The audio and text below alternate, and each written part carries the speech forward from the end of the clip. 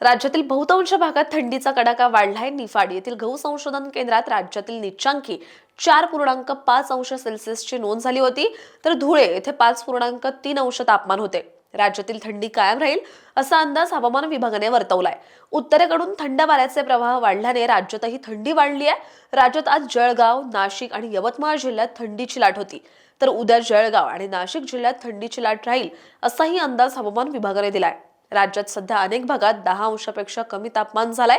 उत्तर महाराष्ट्र आणि मध्य महाराष्ट्रात थंडीचा कडाका अधिक आहे। मराठवाडा आणि विदर्भातही काही ठिकाणी किमान तापमानात घट झाली आहे। जळगाव येथे 6 अंश, अहिल्यानगर येथे 6.4 अंश, मोहोळ येथे 6.2 अंश सेल्सिअस तापमान होते, तर जेऊर, मालेगाव, नाशिक, सातारा, तुळजापूर, गोंदिया, नागपूर, वर्धा आणि यवतमाळ येथे किमान तापमान 10 अंशाच्या खाली होतं। राज्यात किमान तापमानातील घट कायम राहण्याची शक्यता आहे। जळगाव आणि नाशिक जिल्ह्यात काही ठिकाणी थंडीची लाट राहील असा अंदाज आहे। मध्य महाराष्ट्र, मराठवाडा आणि विदर्भात थंडी कायम राहील असा अंदाज हवामान विभागाने दिलाय। अशाच हवामान अपडेटसाठी अॅग्रोवनला सबस्क्राईब आणि फॉलो करायला विसरू नका।